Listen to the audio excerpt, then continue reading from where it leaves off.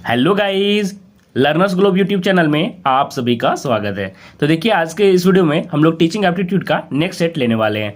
तो ये क्वेश्चंस जो जितने भी दिख रहे हैं आपको, वो आपके प्रीवियस ईयर में टीचिंग एप्टीट्यूड में पूछे गए प्रश्न है। तो काफी इंपॉर्टेंट है। तो चलिए देखते हैं किस तरह के क्वेश्चंस आए हुए हैं। आपको एलिमिनेट करने भी आना चाहिए कि कैसे 2-3 ऑप्शन को आप लोग एलिमिनेट कर सके और सबसे मोस्ट अप्रोप्रिएट जो आंसर लगेगा उसको आप लोग मतलब कि छांट सके, है ना। तो चलिए देखते हैं किस तरह के प्रश्न आए हुए हैं।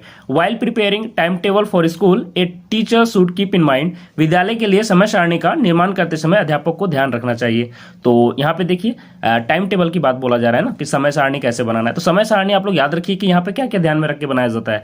तो पहले तो टीचर्स हो गया, स्टाफ हो गया, आपके क्लास स्कूल के टीचर्स हो गए, और फिर आपका क्या हो गया पीरियड, है ना। फर्स्ट पीरियड में कौन सा टीचर लेंगे, सेकंड पीरियड में कौन से लेंगे, ये भी ध्यान में रखना पड़ता है। और उसके बाद फिर डेज, कि कौन सा डेज में कौन सा टीचर, कौन से दिन में कौन से पीरियड में कौन सा टीचर लेगा। तो ये तीनों को ध्यान में रख के बनाना पड़ता है। इतना आसान टास्क नहीं है, एक बार बना के देखिएगा। तो चलिए हम लोग देख लेते हैं किस तरह के ऑप्शंस दिए हुए हैं। ह्यूमन रिसोर्स की बात कर रहा है, फिजिकल रिसोर्स मतलब कि मानव संसाधन, विद्यालय के भौतिक संसाधन, ये दोनों को ध्यान में रखना। तो दोनों का पहले मतलब समझ लीजिए। ह्यूमन रिसोर्स कौन हुए? ह्यूमन रिसोर्स हो गए मैनकाइंड, जो कि आपके स्टाफ हो गए, जो कि टीचर्स के रूप में हो गए आपके, है ना। तो ये हो गए जिसमें आपके सारे टीचर्स आ गए, जो साइंस के टीचर होंगे, मैथ्स के टीचर होंगे, या फिर हो सकता है कि कोई म्यूजिक के टीचर होंगे। ये सारे स्टाफ्स जितने भी हैं वो सारे आ गए आपके ह्यूमन रिसोर्स के अंदर। प्रिंसिपल हो गए। फिजिकल रिसोर्स के अंदर में क्या क्या आएंगे आप लोग देखिए। बिल्डिंग हो गया, है ना, बिल्डिंग हो गया। फिर आपका वाटर हो गया, आपके स्कूल में वाटर की मतलब कि कैसे उपलब्धता है, ये हो गया। उसके बाद फिर क्या हो गया? इक्विपमेंट्स जो भी आप लोग प्रैक्टिकल वगैरह करवाते हो, वो सारे जो इक्विपमेंट्स लगते हैं, मतलब कि इसको क्या बोल सकते हैं कि सामग्री हिंदी में बोल सकते हैं। फिर मटेरियल, ठीक है। इक्विपमेंट्स हो गए जो आप लोग को प्रैक्टिकल वगैरह में जो करवाया जाता है ना, वो सब में प्रयोग जो किया जाता है, उसमें जो सामग्रियां यूज होती है उसको इक्विपमेंट्स बोल सकते हैं। फिर मटेरियल होगा। फिर आपके जो स्पोर्ट्स का जो चीज़ें होंगी, जैसे स्पोर्ट्स में आपका क्या हो गया, स्पोर्ट्स में देखिए क्या क्या चीज़ें होती हैं जो कि सभी सारे फिजिकल रिसोर्स में आएगा। जैसे बैडमिंटन के लिए आपका रैकेट हो गया, शटल हो गया, है ना। फिर आपका जैसे कि चेस के लिए आपका क्या हो गया, जैसे रुक्स हो गए, नाइट हो गया। ये सारा चीज़ जो भी ये सारी चीज़ें आप लोग को दिख रही हैं, ये सारा आपका क्या हो गया, फिजिकल रिसोर्स में आएगा। क्रिकेट अगर हो रहा है स्कूल में तो सारा चीज़ वहाँ पे रहता है ना, एबिलिटी। तो इस क्रिकेट के लिए आपका बॉल हो गया, विकेट्स हो गए, फिर आपका क्या हो गया, बैट्स हो गया। ये सारा चीज़ आपका आ जाएगा फिजिकल रिसोर्स में, है ना। तो शेड्यूल टाइम ऑफ स्कूल, इस विद्यालय के निर्धारित समय का, तो ये तो होना ही है ना, कि हमें तो शेड्यूल टाइम के हिसाब से शेड्यूल करना है कि किस हिसाब से क्या करना है, कौन से पीरियड में कौन सा टीचर को लेना है, किस समय क्या होगा। तो ये सारा चीज़ शेड्यूल टाइम हो गया। और ऑल ऑफ द अबव, तो यहाँ पे सबसे अच्छा चीज़ क्या होगा, सारी चीज़ों को हम लोग को ध्यान में रखना होगा कि कौन से टीचर कब अवेलेबल हैं। ह्यूमन रिसोर्स का तो हमको ध्यान में रखना ही है, उन्हीं को ध्यान में रख के बनाना पड़ेगा। फिजिकल रिसोर्स मैंने बताया कि जितना अवेलेबल है उसी के हिसाब से हम लोग को अपना शेड्यूल बनाना होगा, ताकि सभी बच्चों को मतलब कि प्रॉपर जो भी है मिल सके। उसके बाद शेड्यूल टाइम स्कूल, तो क्या हो जाएगा, ऑल ऑफ द अबव, उपरोक्त सभी का हमको ध्यान में रख के समय सारणी बनाना होगा। नेक्स्ट देखिए, if a student misbehave in your class, what should you do. यदि आपके कक्षा में कोई विद्यार्थी दुर्व्यवहार करता है तो आपको क्या करना चाहिए। ये क्वेश्चन रिपीट भी हुआ है, पहले मैंने करवा चुका है। इग्नोर हिम, उसकी अवहेलना करनी चाहिए, ये नहीं करनी चाहिए, ये तो हम लोग एलिमिनेट कर सकते हैं। पनिश हिम, पनिशमेंट का बात कभी भी नहीं बोला जाता है, तो और उसे सज़ा देनी चाहिए। वर्बल मैसेज कुछ मतलब कि ये सारा चीज़ नहीं करना है। आगे देखिए, punish him with non verbal message, अशाब्दिक संकेतों से उसे सजा देना चाहिए, नहीं, सजा का बात नहीं हो पा रहा है, होना चाहिए, तो ये सारा गलत हो जाएगा। ये हो जाएगा separately call and council him, उसे अलग से बुलाकर परामर्श देना चाहिए कि कैसे बिहेव करना चाहिए, कैसे क्या करना है, सारा जो भी आप लोग को जो भी तर्क देना है वहाँ पे दे सकते हैं।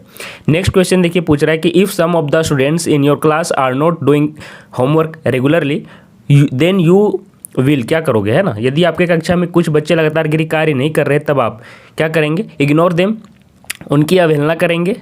फिर दे रहा है try to know the reason and help them, कारण जानने का प्रयास करोगे और फिर उसका मदद करोगे।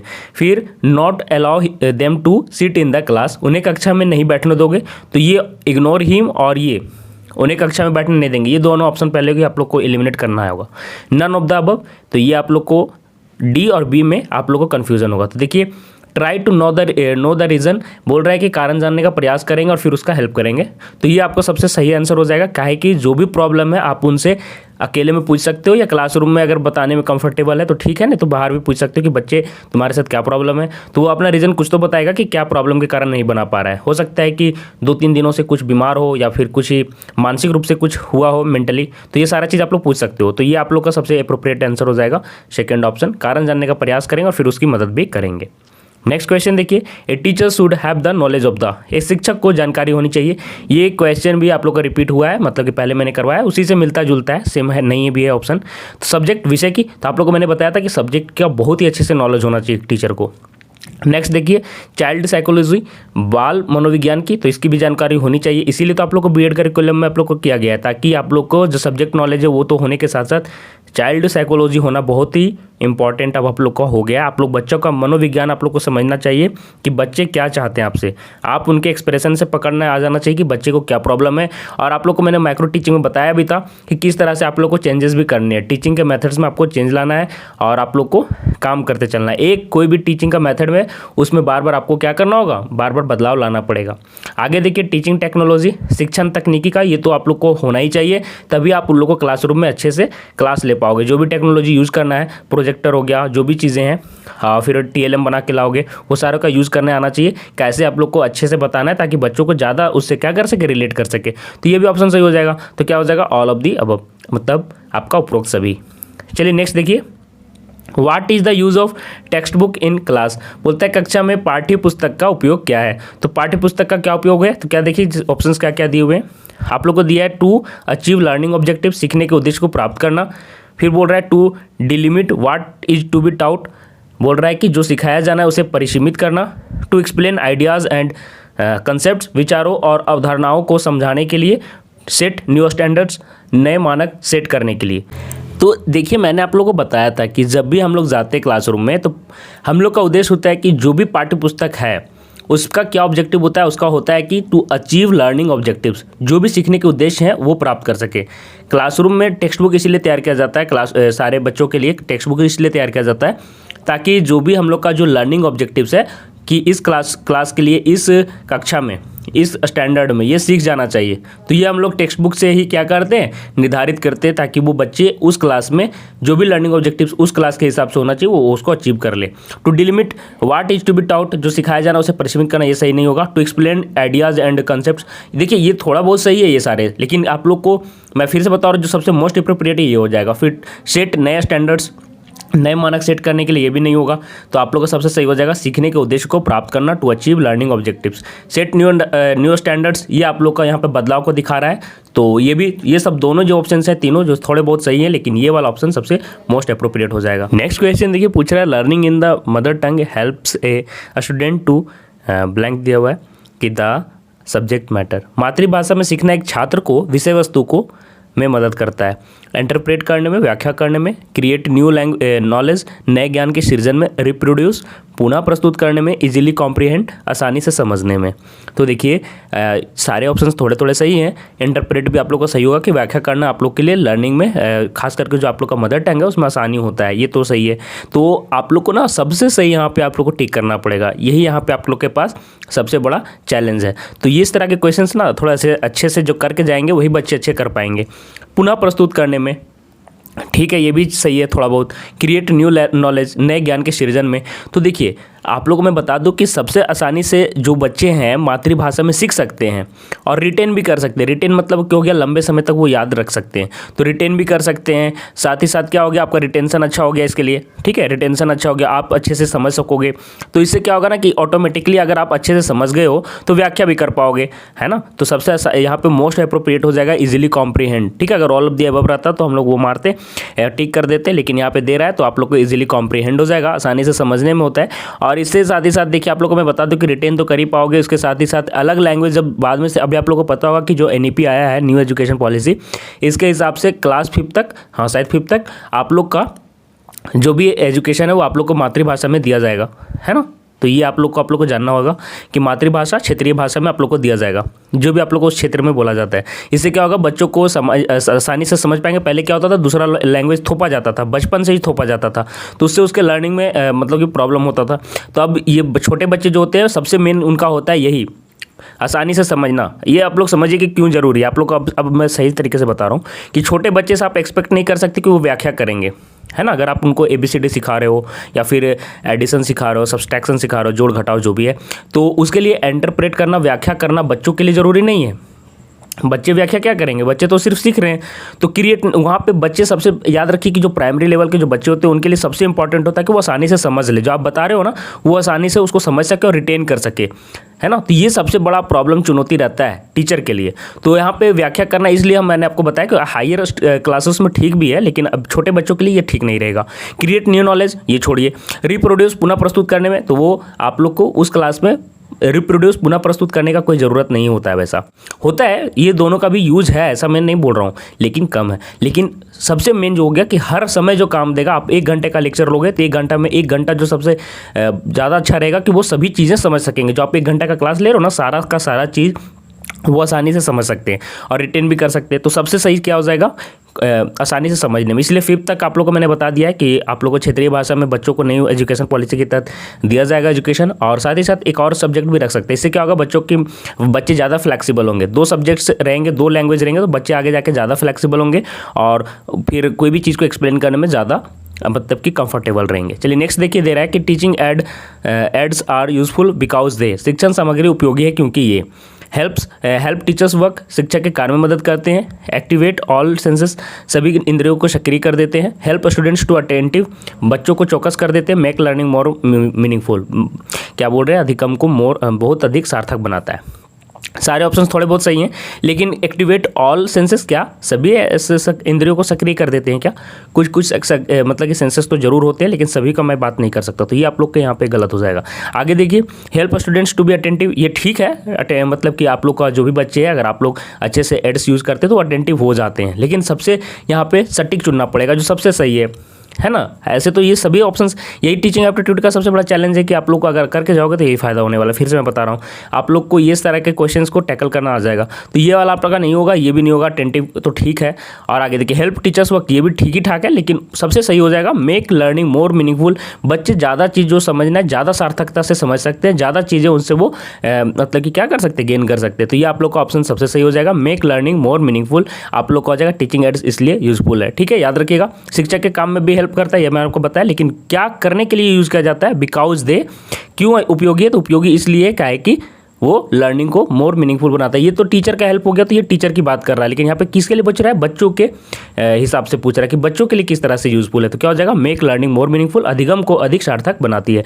अधिगम मतलब याद रखिएगा इंग्लिश में लर्निंग होता है ना, बार बार यूज होगा। शिक्षण अधिगम, तो शिक्षण अधिगम मतलब लर्निंग, ठीक है।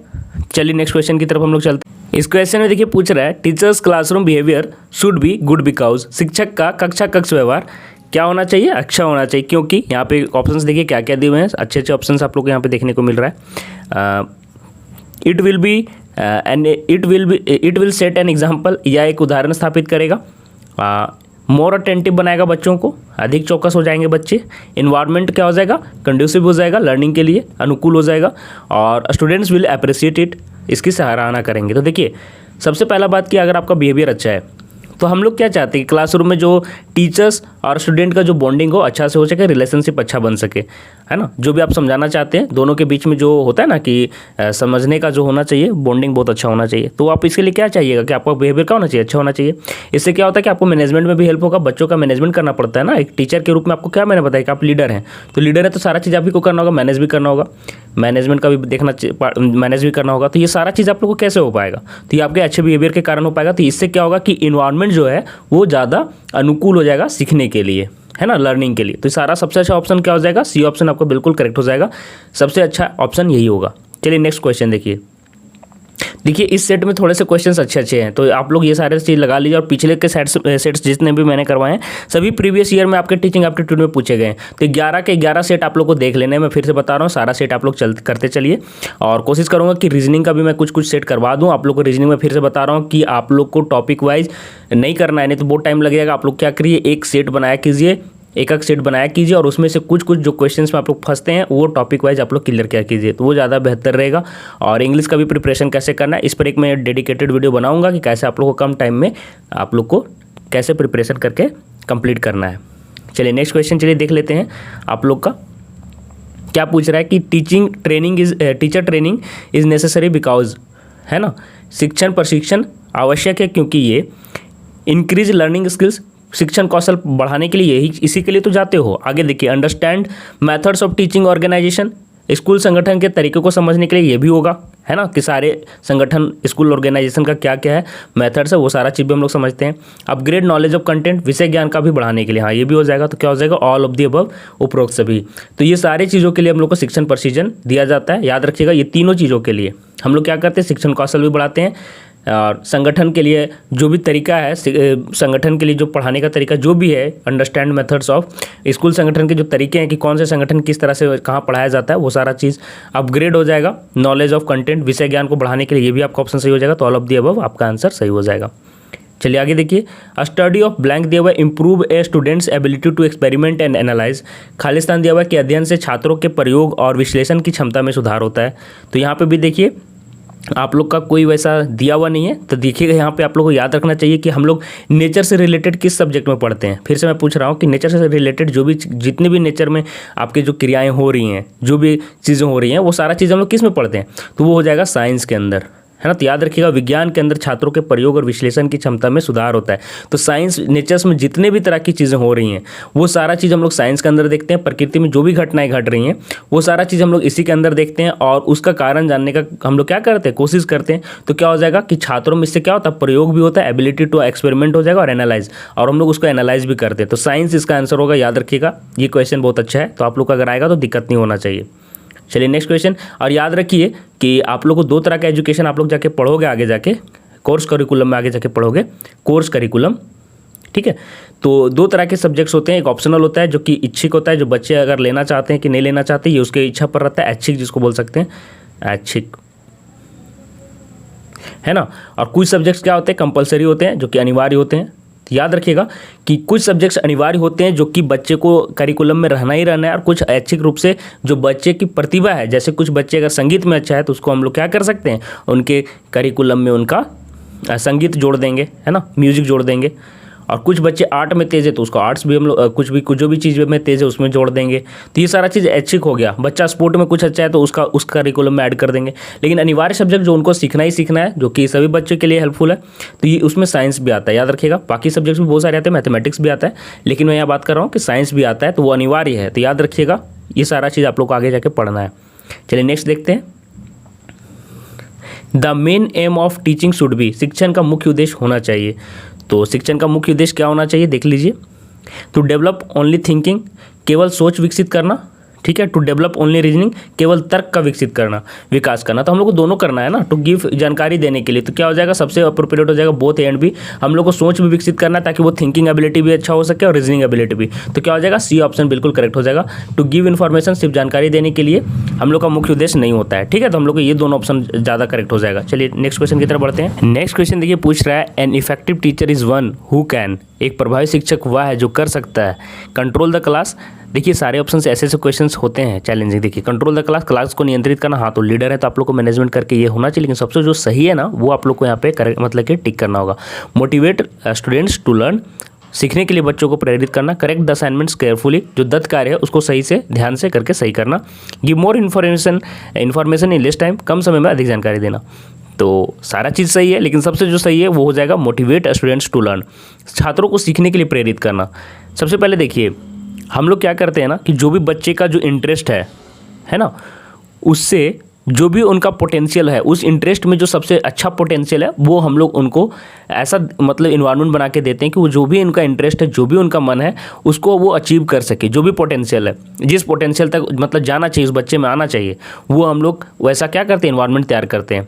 तो बच्चे की जो भी इच्छा है ना, जिस भी चीज़ में उनका क्या बोलते हैं कला है, निपुणता है, उसको हम लोग हाई पोटेंशियल मतलब कि निपुणता तक ले जाते हैं, अच्छा तक वो कर सके उस सब्जेक्ट में, वैसा करके ले जाते हैं। हम लोग क्या करते हैं, नर्चरिंग का काम करते हैं, है ना, ताकि बच्चे की जो क्यूरियोसिटी है ना, वो उसको जो नॉलेज वो एक्वायर करना चाहता है, उसके लिए हम लोग क्या कर सकते हैं, उनकी क्यूरियोसिटी बना के रखते हैं। तो एक अच्छा टीचर क्या करेगा, उसके लिए क्यूरियोसिटी बनाए रखने के लिए, अपना जो भी है बच्चे इंटरेस्ट अपना पूरा पोटेंशियल तक पा सके, उसके लिए हम लोग क्या करते हैं, प्रेरित करते हैं। लीडर का काम क्या होता है, प्रेरित करना। तो हम लोग उसको प्रेरित करते हुए चलते हैं, बच्चे उससे क्या होते हैं कि ज़्यादा प्रभावी शिक्षक वही बन पाते हैं। यहाँ पे पूछ रहा है इफेक्टिव टीचर के बारे में, तो मोटिवेट स्टूडेंट्स टू लर्न। बच्चों को क्या होते हैं, हम लोग यहाँ पे सीखने के लिए प्रेरित करते हैं। इसके लिए हम लोग क्या करते हैं, समय समय पर जो भी सिंपैथी भी चाहिए, कुछ चीज़ों में अगर वो फंसते हैं तो वो सारा चीज़ हम लोग को करना पड़ता है ना। तो ये आपका हो जाएगा। चलिए नेक्स्ट क्वेश्चन। और कोई भी टॉपिक अगर नहीं भी समझ में आ रहा है तो उनको हम लोग फोकस भी करवाते हैं। तो ये सारा चीज़ फोकस करवाने के लिए हम लोग क्या करते हैं, थोड़ा सा प्रेरणा देते हैं। ठीक है, चलिए नेक्स्ट देखते हैं कि हम कुछ बच्चे भी पहले भी ऐसे फंसे हैं, लेकिन कैसे टैकल करना, वो सारा चीज़ इसी के अंदर आता है। The main objective of teaching at higher education level should be. उच्च शिक्षा स्तर पर शिक्षण का मुख्य उद्देश्य क्या होना चाहिए। तो सारे ऑप्शन देख लीजिए। टू गिव न्यू इन्फॉर्मेशन, नई जानकारी, यहाँ पे उच्च शिक्षा की बात की जा रही है, याद रखिएगा। To prepare students to pass examination, ये सबसे गलत ऑप्शन है, ये आप लोग काटा कीजिएगा कि एग्जामिनेशन पास करने के लिए हम लोग नहीं देते। तो नई जानकारी देने के लिए भी नहीं, नई जानकारी तो वो कहीं पे सर्च भी कर सकते हैं। To develop the capacity to learn decisions, हाँ निर्णय लेने की क्षमता विकसित करना, यही हम लोग को सिखाना रहता है हायर एजुकेशन में, याद रखिएगा कि कैसे बच्चे सही निर्णय ले सके। To motivate students to ask questions during lecture, नहीं प्रश्न पूछने के लिए प्रेरित नहीं करते हैं। तो क्या हो जाएगा आपका सही option, to develop the capacity to take decisions. तो आप लोग का सी ऑप्शन बिल्कुल सही हो जाएगा। नेक्स्ट क्वेश्चन देखिए, पूछ रहा है a teacher can establish rapport with his students by. एक शिक्षक अपने छात्रों के साथ तालमेल स्थापित कर सकता है playing the role of guide की भूमिका निभाकर, है ना, जिसको लीडर भी बोलते हैं। Becoming a figure of authority, सत्ता की मूर्ति बनकर। Becoming a friend to the students, छात्रों के लिए एक मित्र के रूप में। और impressing students with knowledge and skill, ज्ञान और कौशल से छात्रों को क्या करना, प्रभावित करके। तो ये देखिए इस तरह के क्वेश्चंस काफ़ी चैलेंजिंग होती है। मैंने फिर से बताया, अगर क्वेश्चन का कुछ दूसरा अगर आपका ऑप्शन रहता, मैं बता रहा हूँ कि कैसे रिलेशनशिप अच्छा हम लोग कर सकते हैं। अगर ऑप्शन रहता कि एक्सरसाइजिंग, एक और तरह इसी तरह का क्वेश्चन है, इसलिए मैं करवा दे रहा हूँ कि बाई एक्सरसाइजिंग, है ना, पावर ऑफ अथॉरिटी, मतलब कि अपना जो भी पावर अथॉरिटी उसका यूज करके। सेकेंड ऑप्शन रहेगा गाइड, ध्यान से सुनिएगा, गाइड भी होना चाहिए, फ्रेंड भी होना चाहिए, और फैसिलेटर, जो भी तरह की चीज़ें उनको है सारा चीज़ मुहैया करवाना। थर्ड ऑप्शन में रहेगा गाइड प्लस फ्रेंडशिप, फ्रेंड होना चाहिए। और लास्ट में रहेगा कि बीइंग देयर फ्रेंड, मतलब कि उसका फ्रेंड होकर।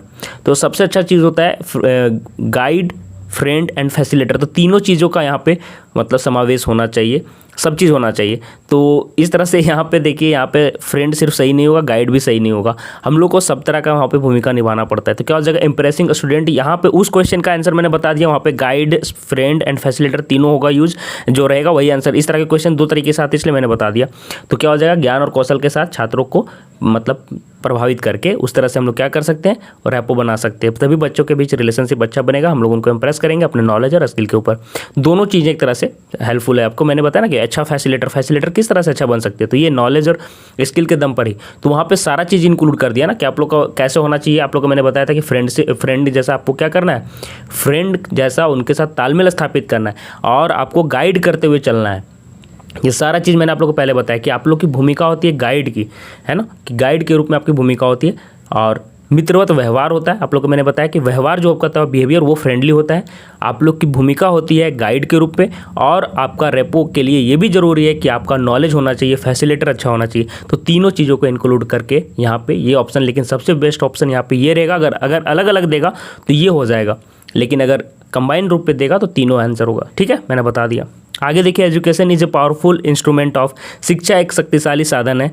सोशल ट्रांसफॉर्मेशन, सामाजिक परिवर्तन का। कल्चरल ट्रांसफॉर्मेशन, तो देखिए एक पढ़ाई के आप लोग जानते होंगे कि जो पर्सनल ट्रांसफॉर्मेशन वो तो होता ही इंडिविजुअली, और सोशल ट्रांसफॉर्मेशन होगा अगर एक पर्सन का होगा। एक सोसाइटी कैसे बनता है, सोसाइटी बनता है इंडिविजुअली, जो भी जितने भी फैमिलीज रहती हैं वो सभी को इंक्लूड करके एक सोसाइटी बनती है ना।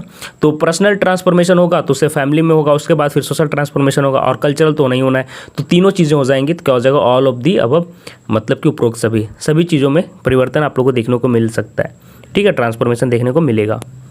देखिए यहाँ पे क्वेश्चन नेक्स्ट है कि value education is important for, मूल्य शिक्षा महत्वपूर्ण है। ऑप्शंस दिए हुए हैं, इनकलकेशन ऑफ वर्चूज, वांछनीय गुणों के समावेश के लिए। मेकिंग ए स्टूडेंट हेल्दी, स्वस्थ बनाने के लिए बच्चों को। Making a student to get a job, नौकरी दिलाने के लिए बच्चों को।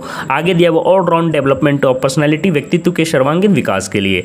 तो काफ़ी अच्छा क्वेश्चन है। तो देखिए इसका ऑप्शन क्या सही होगा। तो आप लोग बी और सी तो आप लोग आसानी से एलिमिनेट कर पा रहे होगे कि ये तो सही नहीं होगा, हेल्दी बनाना इसका पर्पस नहीं है, तो ये गलत हो जाएगा। और जॉब के लिए तो किसी को हम लोग तैयार करते नहीं है, तो ये भी गलत हो जाएगा।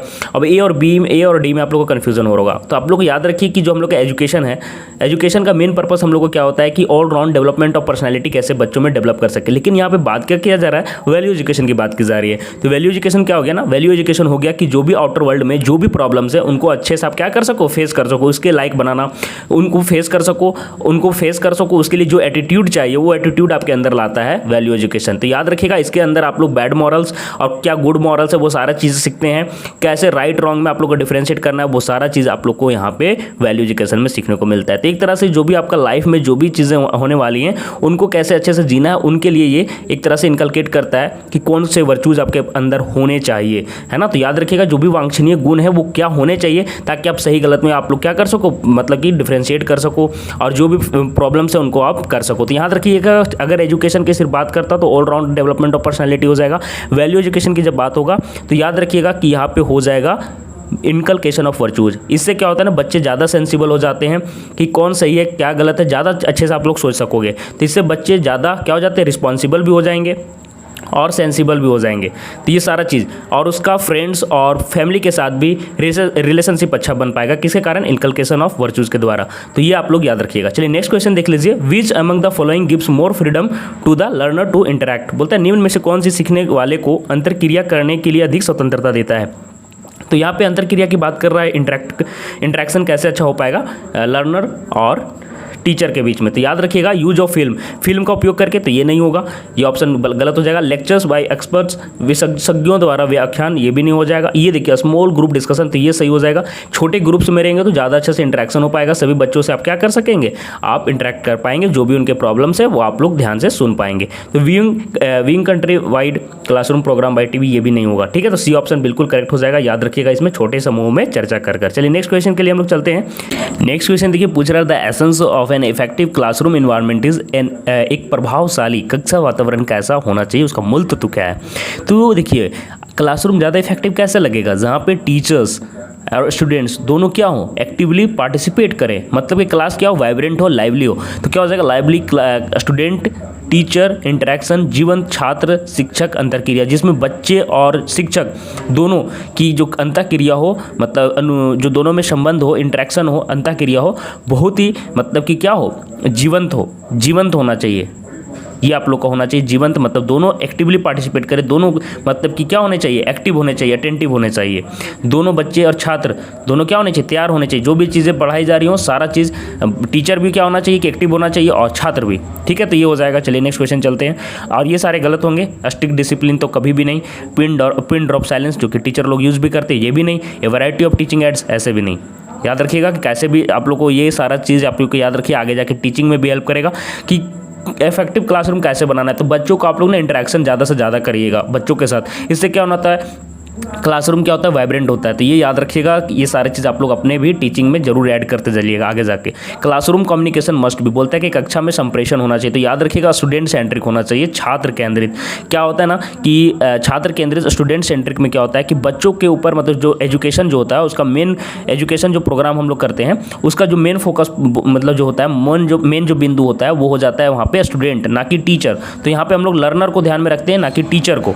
याद रखिएगा कि यहाँ पे हम लर्नर को फोकस करते हैं स्टूडेंट सेंट्रिक में, और टीचर सेंट्रिक में टीचर को। लेकिन यहाँ पे पूछ रहा है क्लासरूम कम्युनिकेशन, जो कक्षा में संप्रेषण होना चाहिए कम्युनिकेशन, वो टीचर स्टूडेंट सेंट्रिक होना चाहिए। याद रखिएगा इसमें क्या होता है ना कि हम लोग क्या करते हैं, बच्चों की लर्निंग पर ज़्यादा फोकस करते हैं और क्या करते हैं कि बच्चे अच्छे से सीख सके, अधिगम पर हम लोग जोर देते हैं, है ना। लर्निंग अधिगम पर हम लोग जोर देते हैं, जिससे बच्चों में क्या ओवरऑल जो भी डेवलपमेंट आप लोगों को मैंने बताया ना, सर्वांगीण विकास हो सके, उस पर हम लोग ध्यान देते हैं। चलिए नेक्स्ट क्वेश्चन के लिए हम लोग चलते हैं। क्या पूछ रहा है कि interaction inside the classroom should generate from, बोलता है कि कक्षा के अंदर अंतःक्रिया उत्पन्न होनी चाहिए। तो किससे होनी चाहिए, तो आप लोग याद रखिएगा कि इंटरेक्शन जब भी होता है तो किससे होता है, विचारों से होता है ना। तो क्या हो जाएगा, आइडियाज से। क्या हो जाएगा, 120 का आपका 120 का आंसर ए सही हो जाएगा। कि याद रखिएगा कि interaction inside the classroom should generate from, क्या हो जाएगा, आइडियाज। आर्ग्यूमेंट नहीं होगा, इन्फॉर्मेशन नहीं होगा, कंट्रोवर्सी नहीं हो जाएगा। तो आप लोग को दोनों में ज़्यादा मतलब कि इन्फॉर्मेशन तो होगा ही नहीं, क्योंकि यहाँ पे इंटरेक्शन पूछ रहा जा रहा, तो इन्फॉर्मेशन की बात नहीं होगी। आइडियाज, जो आपके आइडियाज हैं उससे अंतःक्रिया आप लोग की उत्पन्न होनी चाहिए। यहाँ पे पूछ रहा है शुड जनरेट फ्रॉम, तो आइडियाज से, जो भी आइडियाज हैं उससे अंतःक्रिया होनी चाहिए क्लासरूम में। याद रखिएगा ये सारे क्वेश्चंस आप लोग के एग्जाम में आ सकते हैं। नेक्स्ट क्वेश्चन देखिए, पूछ रहा है ना कि a teacher is non successful if एक शिक्षक सफल माना जाता है यदि, तो क्या हो जाएगा, impart knowledge to their students, अपने छात्रों को ज्ञान देने से, help students to become a good citizen, अच्छे नागरिक बनने से, है ना, और कैसे बनना है उसका सहायता करने से। आगे देखिए, prepare students to pass the examination, pass करवाने से परीक्षा, है ना, और present subject matter in well organised manner. ये क्वेश्चन शायद पहले भी मैंने करवा रखा है, तो विषय को संगठित रूप से प्रस्तुत करने में, तो ये क्वेश्चन मैंने पहले करवाया हुआ है, तो हो जाएगा क्या ना, याद रखिएगा इसका आंसर हो जाएगा डी। जो भी आप लोग का सब्जेक्ट मैटर है उसको वेल ऑर्गेनाइज्ड मैनर में आपको प्रेजेंट करना ही सक्सेसफुली एक टीचर का काम होता है। चलिए नेक्स्ट चलते हैं। आगे देखिए, if a student of your class is misbehaving, ये क्वेश्चन फिर से आया हुआ है, and disturbing the whole class, what should be your behaviour, मतलब क्या ऑप्शन मतलब बिहेवियर आपको ऑप्ट करना चाहिए। यदि आपकी कक्षा में कोई छात्र बार बार दुर्व्यवहार कर रहा है और कक्षा को परेशान कर रहा है तो आपका जो व्यवहार है किस प्रकार का होना चाहिए। शुड, तो ऑप्शंस देखिए क्या क्या दिया हुआ था। You should give him an opportunity for improvement, उसको सुधार का आपको क्या देना चाहिए, अवसर देना चाहिए। तो इस तरह के ऑप्शंस में कौन सबसे सही लग रहा है। You should expel the student, classroom से निष्कासित कर देना चाहिए, आइसोलेट कर देना चाहिए, क्लास से अलग कर देना चाहिए बच्चे को, और उसके बिहेवियर को क्या करना चाहिए, इग्नोर करना चाहिए, उपेक्षा करनी चाहिए। तो ये देखिए आप लोग का निष्कासित कर देना और आइसोलेट करना एकदम अलग हो जाएगा, गलत हो जाएगा। निष्कासित नहीं करना है, अलग भी नहीं करना है, और इग्नोर भी नहीं कर सकते उसके व्यवहार की, इसको हमको सुधारना भी है। क्लास का लीडर का क्या काम है, हम लोग को टीचिंग उसके बिहेवियर पर भी ध्यान देना है, तो हम लोग क्या करेंगे, उसको अपॉर्चुनिटी देंगे ताकि वो इंप्रूवमेंट करे और अपने व्यवहार में सुधार लाए। चलिए नेक्स्ट क्वेश्चन के लिए चलते हैं। What method A teacher should follow while asking questions in the classroom, बोलते हैं एक शिक्षक को कक्षा में प्रश्न पूछते समय किस विधि का पालन करना चाहिए। तो 123 का आपको कौन सा ऑप्शन सबसे सही लग रहा है। A teacher should ask as many as question possible, तो ज़्यादा से ज़्यादा प्रश्न करना चाहिए, maximum number of question in a fix period, और समय अवधि के अंदर समय जो भी दिया हुआ है उसके अंदर अधिकतम प्रश्न करना, many meaningful questions in a fix time period, अधिक सार्थक प्रश्न करने और समय के अंदर, as many as questions as possible, बहुत सारे प्रश्न करना। तो सबसे सही हो जाएगा कि मैनी मीनिंगफुल क्वेश्चंस करने हैं, जो भी आप लोग को जो भी टॉपिक है, जो भी आपको सिखाना है, जो आपके उद्देश्य हैं उससे रिलेटेड क्वेश्चंस करना है, तो सार्थक प्रश्न करने हैं और समय अवधि के अंदर करने हैं, तो ये आपका आंसर सही हो जाएगा। चलिए नेक्स्ट चलते हैं। Which of the following quality is most important for a good teacher, अच्छे शिक्षक के लिए सबसे अच्छा गुण इनमें से कौन होना चाहिए, सबसे सही गुण। तो देखिए एक्सपर्ट तो अपने सब्जेक्ट को होंगे, जितने भी टीचर रहेंगे सभी रहेंगे, तो he should be the expert of he teachers. यहाँ पे पूछ रहा है कौन सा गुण सबसे सर्वाधिक महत्वपूर्ण है, याद रखिएगा मोस्ट इंपॉर्टेंट की बात कर रहा है कि वेल ड्रेस्ड, तो ये तो नहीं होगा, आप लोग को मैंने ये वाला क्वेश्चन करवाया है तो नहीं हो जाएगा। He should have patience in his nature, ये सबसे सही हो जाएगा, उसके पास ना धैर्य होना चाहिए। He should be A learn person, तो वो तो रहेंगे ही, विद्वान व्यक्ति तो रहेंगे ही। ये सारे तीनों ऑप्शन सही हैं, लेकिन आप लोग को जो सब चारों ऑप्शन सही है थोड़ा थोड़ा, लेकिन सबसे सही आंसर जो होगा उनके पास पैसेंस होना चाहिए, क्योंकि लर्न तो व्यक्ति हो, साथ ही साथ एक्सपर्ट भी हो, लेकिन अगर उनके पास धैर्य नहीं, क्या कि टीचर मैक्सिमम अपने जो भी सब्जेक्ट रहता है उसमें वो अच्छे नॉलेज रखते हैं, लेकिन अगर उनका पैसेंस अगर अच्छा नहीं है ना, तो बच्चे से उनका अच्छा से रिलेशनशिप नहीं बन पाता है। आप लोगों को अभी मैंने बताया ना कि बार बार रीटीच करना है, बार बार रीप्लान करना है, जो भी आप लोग से गलती हो रही है उस मेथड में आपको बार बार सुधार करना है, तो ये कैसे हो पाएगा। तो एक अच्छे शिक्षक में पैसेंस होना चाहिए, तो ये बहुत ही बड़ा चीज़ है। तो याद रखिएगा कौन सा ऑप्शन हो जाएगा, सी, है ना। तो आप लोग के अंदर भी पैसेंस होना चाहिए कि बच्चे को कैसे आपको समझाना है। Which of the following is the most lively situation in classroom environment, बोलता है कि क्लासरूम में कौन सी स्थिति सबसे जीवंत स्थिति है। तो आप लोग को अभी मैंने बताया था, ये ऑप्शन क्या हो जाएगा सबसे सही, discussion between students and teacher, छात्रों और शिक्षक के बीच जो चर्चा होती है ना, उससे कक्षा सबसे जीवंत लगता है। तो 125 का 125 का सी ऑप्शन सही हो जाएगा। तो यहाँ पे देखिए मैंने जो क्वेश्चंस थे कुछ क्वेश्चंस यहाँ पे करवाए हैं, अब अगले सेट में और क्वेश्चंस करवाऊंगा। आप लोग को क्या क्या चाहिए, रीजनिंग का मैं वीडियो लूँ या फिर हिंदी का लूँ, ये आप लोग कमेंट कीजिएगा, और मैं गाइड भी बनाऊंगा कि कैसे आप लोग को कम दिनों में प्रिपरेशन करना है। मिलते हैं नेक्स्ट वीडियो में, तब तक के लिए आप सभी को धन्यवाद।